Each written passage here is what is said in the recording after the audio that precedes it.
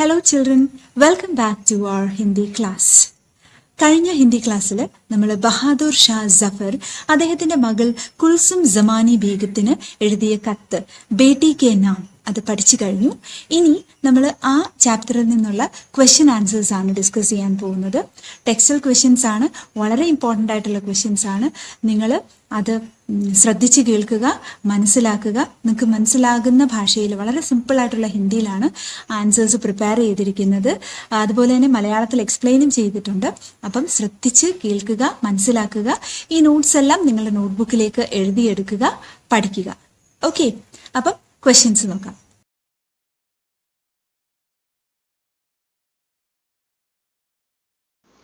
അപ്പോൾ ഒന്നാമത്തെ ചോദ്യം, कैदी बाप को अपनी बेटी का खत एक आंसूनामा था, क्यों?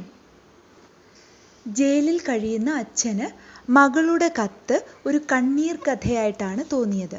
ആസൂനാമ എന്ന് പറഞ്ഞാൽ വേദന നിറഞ്ഞ വാക്കുകൾ. നമുക്ക് മലയാളത്തിൽ കണ്ണീർ കഥ എന്ന് പറയാം. അപ്പം എന്തുകൊണ്ടാണ് അങ്ങനെ തോന്നിയത്? മറ്റൊരു ചോദ്യം, तीन दफ़ा सुनने के बाद भी दिल को करार नहीं आया, किसको क्यों? അതായത് 3 തവണ കേട്ടിട്ടും മനസ്സിനൊരു സമാധാനം വന്നില്ല. ആർക്കാണ്, എന്തുകൊണ്ട്? അപ്പോൾ ഈ 2 ചോദ്യങ്ങൾ കൂടി ഒരു ഉത്തരം, ഏകദേശം ഒരു ഉത്തരം തന്നെയാണ് വരുന്നത്. അപ്പോൾ നമുക്ക് നോക്കാമേ. കിസ്കോ എന്നുള്ളതിൻ്റെ ഉത്തരം ബഹാദൂർ ഷാ ജഫർ കോ എന്നാണ്. ആർക്കാണ് 3 പ്രാവശ്യം മകളുടെ കത്ത് വായിച്ചിട്ടും മനസ്സിന് സമാധാനം വരാഞ്ഞത്? അത് ബഹാദൂർ ഷാ ജഫറിനാണ്. दिल्ली के अंतिम मुगल शासक बहादुर शाह जफर को परिवार के साथ अंग्रेज़ों ने काला पानी दंड देकर रंगून भेज दिया.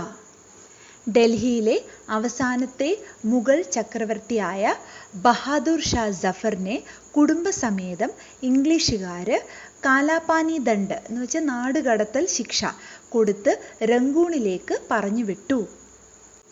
उनकी बेटी कुलसुम जमानी बेगम दिल्ली में अंग्रेज़ों के कैद में थी. അദ്ദേഹത്തിൻ്റെ മകൾ കുൽസും ജമാനി ബേഗം ഡൽഹിയിൽ ഇംഗ്ലീഷുകാരുടെ തടവറയിൽ ആയിരുന്നു. ഞാൻ പറഞ്ഞിരുന്നു ജയിലല്ല, അത് അവർ നിരീക്ഷണത്തിലായിരുന്നു എന്നേ ഉള്ളൂ. ബാപ്പ് ഓർ ബേട്ടി ആപ്പസ് മേ മിൽ നഹീ സക്തേ ഥേ. അച്ഛനും മകളും തമ്മിൽ കാണാൻ ഒരു മാർഗവും ഇല്ലായിരുന്നു. लेकिन सख्त पहरे में भी बाप ने बेटी के नाम खत लिखवाए. എന്നിരുന്നാലും കടുത്ത കാവലുണ്ടായിട്ടും അച്ഛൻ മകൾക്ക് വേണ്ടി കത്ത് എഴുതിപ്പിച്ചു. ലിഖ്വായേ എന്ന് പറഞ്ഞാൽ എഴുതിപ്പിച്ചു. അച്ഛൻ തന്നെ എഴുതുകയല്ല ചെയ്തത്, എഴുതിപ്പിക്കുകയാണ് ചെയ്തത്. ആരാണ് കത്ത് എഴുതി കൊടുത്തുകൊണ്ടിരുന്നതും അല്ലെങ്കിൽ കത്ത് വായിച്ചു കൊടുത്തുകൊണ്ടിരുന്നതുമൊക്കെ? അദ്ദേഹത്തിൻ്റെ മകൻ ആണ്. ബേട്ടിക്ക് ജവാബി പത്ര പഠിക്കർ ബാപ്കോ ആസൂനാമ ലഗ. മകളുടെ മറുപടി കത്ത്, ജവാബി പത്ര എന്ന് പറഞ്ഞാൽ മറുപടി കത്ത്, അത് വായിച്ചപ്പോൾ അച്ഛന് അതൊരു കണ്ണീർ കഥയായിട്ട് തോന്നി. നെക്സ്റ്റ് പാരഗ്രാഫ്, अपनी कैदी बाप के प्रति बेटी की प्यार भरी खत 3 बार सुनने पर भी बाप के दिल को करार नहीं मिला. അതായത് തൻ്റെ ജയിലിൽ കിടക്കുന്ന അച്ഛന് വേണ്ടി മകൾ എഴുതിയ സ്നേഹം നിറഞ്ഞ കത്ത് 3 പ്രാവശ്യം വായിച്ചിട്ടും അച്ഛൻ്റെ മനസ്സിനൊരു സമാധാനം കിട്ടിയില്ല. വഹ സിർഫ് ഏക് ഖത്ത് നഹീ ഥാ, ഏക് ബേട്ടി കി ദർദ് ഭരി വാണി ഥി. അത് വെറും ഒരു കത്തല്ലായിരുന്നു, ഒരു മകളുടെ വേദന നിറഞ്ഞ ശബ്ദമായിരുന്നു. Beti Delhi may high or bap രംഗൂൺ may. മകൾ ഡൽഹിയിലാണ്, അച്ഛൻ രംഗൂണിലാണ്. दोनों आपस में देखने के लिए तरस रहे हैं. രണ്ടുപേരും അങ്ങോട്ടും ഇങ്ങോട്ടും പരസ്പരം കാണാനായിട്ട് ഒരുപാട് ആഗ്രഹിക്കുന്നു. ഉൻഹെ പുരാനി യാദേ ആയി ഹോഗി. അവർക്ക് രണ്ടുപേർക്കും പഴയ ഓർമ്മകളൊക്കെ വന്നു കാണും. इसलिए दुख से बाप की आंखों में आंसू भर गया होगा. അതിനാൽ സങ്കടം കൊണ്ട് അച്ഛൻ്റെ കണ്ണുകൾ നിറഞ്ഞു കാണും. ആസു എന്ന് പറഞ്ഞാൽ കണ്ണുനീർ. इस खत से बाप और बेटी का प्यार प्रकट होता है. ഈ കത്തിലൂടെ അച്ഛൻ്റെയും മകളുടെയും സ്നേഹമാണ് ഇവിടെ പ്രകടമാകുന്നത്. ഇനി അടുത്ത ക്വസ്റ്റ്യൻ, दिल्ली वाले मुझको रोते होंगे, मैं भी उनको रोता हूँ. यहाँ शासक का कौन सा गुण प्रकट होता है? ദില്ലിയിലുള്ളവർ എന്നെക്കുറിച്ചോർത്ത് കരയുന്നുണ്ടാവും, ഞാനും അവരെക്കുറിച്ചോർത്ത് കരയുന്നു. ഇവിടെ രാജാവിൻ്റെ ഏത് ഗുണമാണ് പ്രകടമാകുന്നത്? 1857 का पहला स्वतंत्रता संग्राम में भाग लेने के कारण अंग्रेजों ने बहादुर शाह जफर को रंगून भेज दिया. എല്ലാ ചോദ്യങ്ങളുടെ ഉത്തരമായിട്ട് ഏകദേശം ഒരേ കാര്യങ്ങളൊക്കെ തന്നെ വരും, അത് ശ്രദ്ധിച്ചുകൊള്ളുക. 1857 സ്വാതന്ത്ര്യത്തിന് വേണ്ടിയിട്ടുള്ള ആദ്യത്തെ പോരാട്ടത്തിൽ പങ്കെടുത്തതിന് ഉള്ള ശിക്ഷയായിട്ട് ബ്രിട്ടീഷുകാർ ബഹാദുർ ഷാ ജഫറിനെ രംഗൂണിലേക്ക് നാടുകടത്തി. ഉൻകി ബേട്ടി ने खत में लिखा है कि दिल्ली के लोग कैदी बादशाह के बारे में सोचकर रोते हैं. അദ്ദേഹത്തിൻ്റെ മകള് കത്തിലെഴുതിയിട്ടുണ്ട്, ദില്ലിയിലുള്ള ആൾക്കാർ ജയിലിലായ രാജാവിനെ കുറിച്ച് ഓർത്ത് കരയുകയാണ് എന്ന്. इसके जवाब में बादशाह कहते हैं कि दिल्ली वालों के याद में वे भी रोते हैं.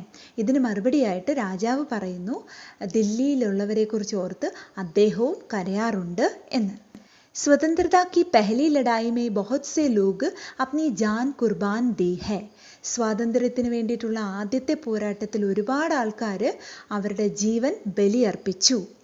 കൈ ലോഗോं के बाप बेटे भाई आदि मारे गए. ഒരുപാട് പേരുടെ അച്ഛൻ, മക്കൾ, അതുപോലെ തന്നെ സഹോദരങ്ങൾ ഒക്കെ കൊല്ലപ്പെട്ടു. അനേക് ബच्चे अनाथ हो गए और औरतें विधवा हो गए. ഒരുപാട് കുഞ്ഞുങ്ങൾ അനാഥരാകുകയും ചെയ്തു, സ്ത്രീകൾ വിധവകളാകുകയും ചെയ്തു. दिल्ली वालों के घर लूटे गए और सब कुछ सत्यानाश कर दिया गया. ദില്ലിയിലുള്ളവരുടെ വീടുകൾ കൊള്ളയടിക്കപ്പെടുകയും എല്ലാം നശിപ്പിക്കുകയും ചെയ്തു.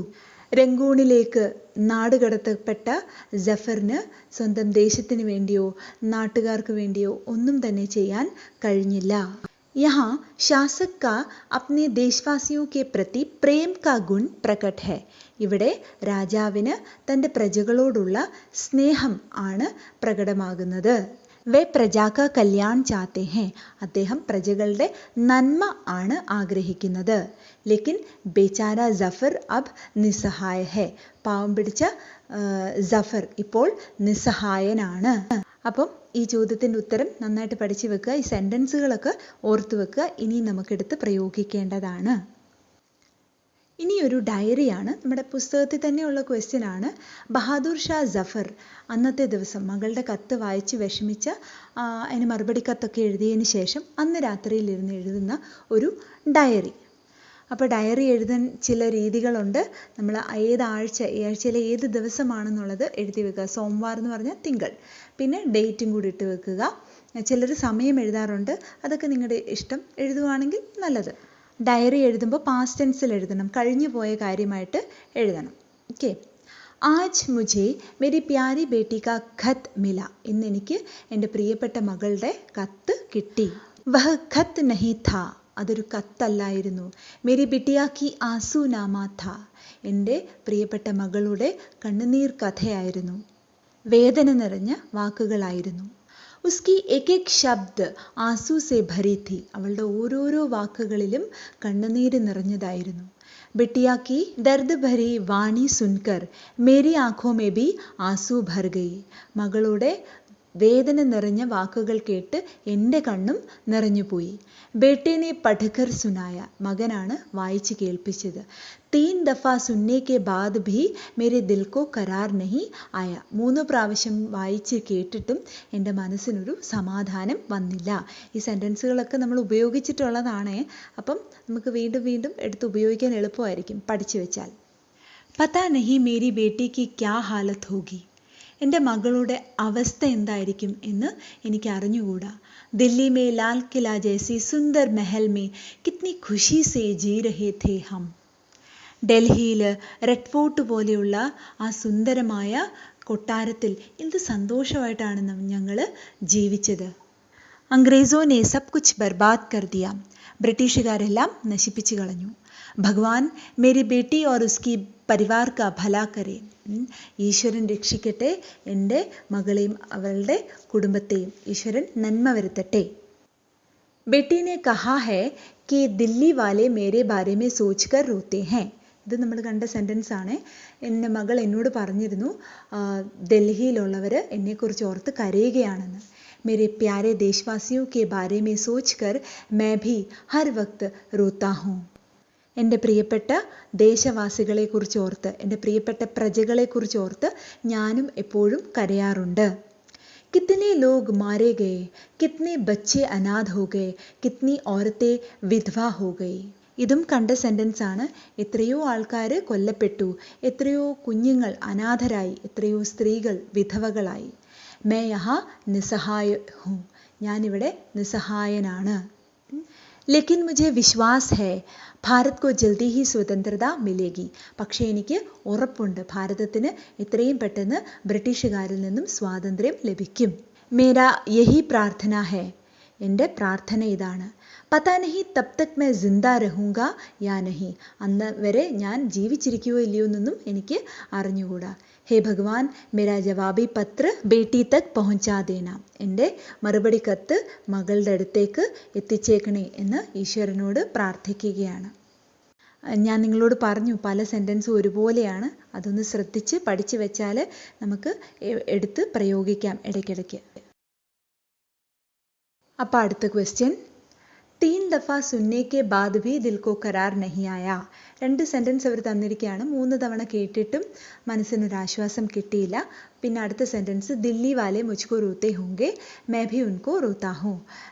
ദില്ലിയിലുള്ളവർ എന്നെക്കുറിച്ച് ഓർത്ത് കരയുമായിരിക്കും, ഞാനും അവരെക്കുറിച്ച് ഓർത്ത് കരയുന്നു. ഈ 2 സെൻറ്റൻസസും വെച്ചിട്ട് ബാദ്ഷാഹിനെ കുറിച്ച്, അതായത് ബഹാദൂർ ഷാ ജഫറിനെ കുറിച്ച് ഒരു നോട്ട് തയ്യാറാക്കുക, അല്ലെങ്കിൽ comment on the character sketch of Bahadur Shah Jafar. നമ്മൾ ഇതുവരെ പഠിച്ചിട്ടുള്ള അതേ സെൻറ്റൻസുകളൊക്കെ തന്നെയാണ് ഇവിടെ അദ്ദേഹത്തിൻ്റെ ക്യാരക്ടർ സ്കെച്ചായിട്ട് പറയാൻ പോകുന്നത്. അതെല്ലാം കൂടി ഒന്ന് സംയോജിപ്പിക്കുന്നു എന്ന് മാത്രമേ ഉള്ളൂ. ബഹാദൂർ ഷാ ജഫർ ദില്ലിക്ക് അന്തിം മുഗൾ ശാസക് थे. ബഹാദൂർ ഷാ ജഫർ ദില്ലിയിലെ അവസാനത്തെ മുഗൾ രാജാവായിരുന്നു, ചക്രവർത്തിയായിരുന്നു. 1857 का पहला स्वतंत्रता संग्राम में भाग लेने के कारण अंग्रेज़ों ने उनको कालापानी दंड देकर परिवार के साथ रंगून भेज दिया. അദ്ദേഹത്തിന് 1857 ആദ്യത്തെ സ്വാതന്ത്ര്യത്തിന് വേണ്ടിയുള്ള പോരാട്ടത്തിൽ പങ്കെടുത്തതിന് ഉള്ള ശിക്ഷയായിട്ട് നാടുകടത്തൽ ശിക്ഷ കൊടുത്ത് അദ്ദേഹത്തെ കുടുംബസമേതം രംഗൂണിലേക്ക് പറഞ്ഞു വിട്ടു. ഞാൻ പറഞ്ഞിരുന്നു മകൾ പോകാഞ്ഞത് മകളും മകളുടെ കുടുംബവും കൂടി അവിടെ നിന്നും രക്ഷപ്പെട്ട്, അതിനു മുൻപ് തന്നെ രക്ഷപ്പെട്ട് പോയിരുന്നു. അതുകൊണ്ടാണ്. लाल किला जैसी सुंदर महल छोड़कर अब वे एक छोटी सी लकड़ी की पुराने मकान में रहते हैं. ലാൽ കില പോലെയുള്ള സുന്ദരമായ കൊട്ടാരം വിട്ടിട്ട് അദ്ദേഹം ഇപ്പോൾ ഒരു കൊച്ചു തടി കൊണ്ടുണ്ടാക്കിയ ഒരു കൊച്ചു കുടിലിലാണ് താമസിക്കുന്നത്. പുരാന എന്ന് പറഞ്ഞാൽ പഴയ. जफ़र अपनी बेटी कुलसुम ज़मानी बेगम को बहुत प्यार करते थे. ജഫർ അദ്ദേഹത്തിൻ്റെ മകൾ കുൽസും ജമാനി ബേഗത്തിനെ ഒരുപാട് സ്നേഹിച്ചിരുന്നു. ബാപ്പ് ഓർ ബേട്ടി ആപ്പസ് മേ മിൽ നഹി സക്തേ ഥേ. അച്ഛനും മോൾക്കും പരസ്പരം കാണാൻ മാർഗമില്ലായിരുന്നു. लेकिन सख्त पहरे में भी बाप ने बेटी के नाम खत लिखवाए. കടുത്ത കാവലുണ്ടായിട്ടും അച്ഛൻ മകൾക്ക് കത്തെഴുതിപ്പിച്ചു. बेटी की जवाबी पत्र पढ़कर बापू को आंसू-नामा लगा. മകളുടെ മറുപടി കത്ത് വായിച്ചിട്ട് അച്ഛൻ അതൊരു കണ്ണുനീർ നിറഞ്ഞ വാക്കുകളാണെന്ന് തോന്നി. बेटी की प्यार भरी खत 3 बार सुनने पर भी बाप के दिल को करार नहीं मिला. 3 തവണ കേട്ടിട്ടും മകളുടെ കത്ത് 3 തവണ കേട്ടിട്ടും അച്ഛനൊരു സമാധാനം കിട്ടിയില്ല, തൃപ്തിയായില്ല. वह सिर्फ एक खत नहीं था, एक बेटी की दर्द भरी वाणी थी. ഒരു മകളുടെ സ്നേഹം നിറഞ്ഞ വാക്കുകളായിരുന്നു. बेटी दिल्ली में है और बाप रंगून में. അച്ഛൻ രംഗൂണിലാണ്, മകൾ ഡൽഹിയിലാണ്. दोनों आपस में देखने के लिए तरस रहे हैं.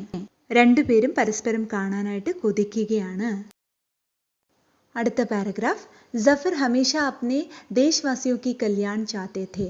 ജഫർ എപ്പോഴും തൻ്റെ ദേശവാസികളുടെ നന്മ ആഗ്രഹിച്ചു, ക്ഷേമം ആഗ്രഹിച്ചു.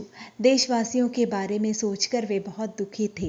ദേശവാസികളെ കുറിച്ച് ഓർത്ത് അദ്ദേഹം ഒരുപാട് സങ്കടപ്പെട്ടിരുന്നു. സ്വതന്ത്രതാ സംഗ്രാം में कितने लोग मारे गए, कितने बच्चे अनाथ हो गए, कितनी औरतें विधवा हो गई. സ്വാതന്ത്ര്യത്തിന് വേണ്ടിയിട്ടുള്ള പോരാട്ടത്തിൽ എത്രയോ ആൾക്കാർ മരിച്ചുപോയി, എത്രയോ കുഞ്ഞുങ്ങൾ അനാഥരായി, എത്രയോ സ്ത്രീകൾ വിധവകളായി. ലേക്കിൻ ജഫർ രംഗൂൺ മേ നിസ്സഹായ ഹെ. സ്വന്തം ആൾക്കാർക്ക് ഇത്രയൊക്കെ കെടുതികൾ വന്നിട്ടും രംഗൂണിൽ നിസ്സഹായനായിട്ടിരിക്കാനേ ജഫറിന് പറ്റുന്നുള്ളൂ. ഇതാണ് അദ്ദേഹത്തിൻ്റെ ക്യാരക്ടർ സ്കെച്ച്. മനസ്സിലായല്ലോ? അടുത്ത ക്വസ്റ്റ്യൻ ഒരു മറുപടി കത്താണ്. നമ്മൾ എഴുതേണ്ട മറുപടി കത്താണ്. അതായത് അത് ടെക്സ്റ്റിലുള്ള ചോദ്യമാണ്. ടെക്സ്റ്റിൽ സോനുവിന് സുരഭി എഴുതിയ കത്താണ് കൊടുത്തിരിക്കുന്നത്. അതിന് മറുപടിയായിട്ട് സുരഭിക്ക് സോനു എഴുതുന്നതായിട്ട് നമ്മൾ എഴുതാനാണ് പറഞ്ഞിരിക്കുന്നത്. അപ്പം അതിനൊരു ഉദാഹരണമാണ് ഞാനിവിടെ നിങ്ങൾക്കായിട്ട് തന്നിരിക്കുന്നത്. സുരഭിയുടെ കത്തിൻ്റെ ഉള്ളടക്കം ജസ്റ്റ് ഞാനൊന്ന് പറയാം. സുരഭി ഒരു CD, അതായത് ഒരു ഡോക്യുമെൻ്ററി ഫിലിമാണ്.